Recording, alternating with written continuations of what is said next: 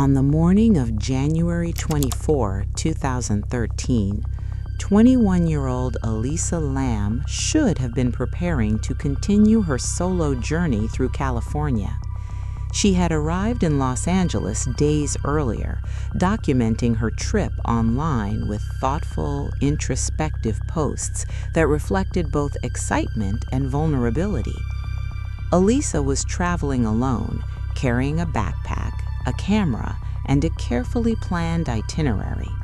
She checked into the Cecil Hotel, a century-old building in downtown Los Angeles, unaware of the heavy history embedded in its walls. The Cecil was known for long-term residents, transients, and a past marked by suicides, violence, and disappearances. But to Elisa, it was simply a place to stay, a temporary room with a locked door and a view of the city. In the days following her arrival, something seemed to shift. Elisa was initially placed in a shared room, but her roommates soon complained about unusual behavior. Hotel staff quietly moved her to a private room. Her family remained in contact with her throughout the trip, receiving regular calls and messages. Then, without warning, the communication stopped. True Cold File. Elisa failed to check out. Her belongings remained in her room. Concern grew quickly, and the Los Angeles Police Department began a search of the hotel, questioning staff and reviewing security footage. What followed would turn the case into one of the most discussed mysteries of the digital age. LAPD released a short surveillance video recorded inside one of the hotel's elevators. The footage, less than 4 minutes long and without sound, shows Elisa entering the elevator late at night. She presses multiple buttons, then waits. The doors fail to close. She steps in and out of the elevator, peers down the hallway, then suddenly moves to the side as if hiding. Her movements are erratic but deliberate, hands gesturing, body shifting, eyes focused on something unseen. No one else appears in the frame. There are no visible threats, yet the behavior feels deeply unsettling precisely because it lacks context. As the video spread online, viewers dissected every frame. Some saw fear, others saw confusion. Many believed she was reacting to someone just outside the camera's view. The footage offered no resolution, only ambiguity. It became the last confirmed sighting of Elisa Lam alive. While the public fixated on the video, investigators continued their search. Days later, guests at the Cecil began complaining about low water pressure, dark-colored water, and an unusual taste coming from their taps. Maintenance workers were sent to investigate the hotel's rooftop water tanks. Inside one of them, they discovered Elisa Lam's body. She had been missing for nearly 3 weeks. The discovery raised immediate and troubling questions.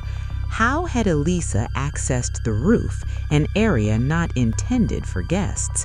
How did she climb into the tank? And if she entered on her own, how was the heavy lid found closed? An autopsy later determined that Elisa had drowned accidentally. There were no signs of trauma, no evidence of sexual assault, and no indication of foul play. Toxicology reports showed no alcohol or illegal drugs in her system. However, investigators confirmed that Elisa had been diagnosed with bipolar disorder and depression, and that she had not been consistently taking her prescribed medication during the trip. The official ruling listed accidental drowning with bipolar disorder as a significant contributing factor. Legally, the case was closed. Emotionally, it was anything but. Online communities refused to let the story settle. Amateur investigators slowed down the elevator footage, adjusted lighting, searched for reflections, and speculated about missing frames. Others focused on the Cecil Hotel's dark history, treating the building itself as a suspect. Conspiracy theories emerged, including claims of video manipulation and cover-ups, none of which were supported by evidence. Even unrelated coincidences were pulled into the narrative, blurring the line between investigation and imagination. Behind the speculation, Elisa's family remained focused on grief, not mystery. They acknowledged her mental health struggles, but pushed back against sensationalized interpretations of her death. For them, Elisa was not a symbol or a riddle. She was a daughter, creative and deeply human, whose life ended in tragedy. Over time, mental health experts weighed in, explaining how bipolar episodes, particularly when medication is interrupted, can result in disorientation, paranoia, and behavior that appears alarming to observers. When viewed through this lens, the elevator footage becomes less supernatural and more heartbreaking, a private moment of psychological crisis captured by chance. Today, the Cecil Hotel operates under a new name. The water tanks have been replaced, the building has been renovated, but the footage remains unchanged, circulating endlessly online. Elisa Lam's case endures not because it defies explanation, but because the explanation offers little comfort. There is no confirmed criminal, no arrest, no villain to blame, only a convergence of circumstance, illness, isolation, and unanswered emotional questions. Elisa Lam's story remains one of the most haunting modern cases, not because it is unsolved, but because it reminds us that some truths do not bring closure. The elevator footage promises answers, but delivers uncertainty. And in that uncertainty, the silence continues to echo. If you're captivated by stories where the truth finally comes to light, make sure to subscribe to True Cold Files.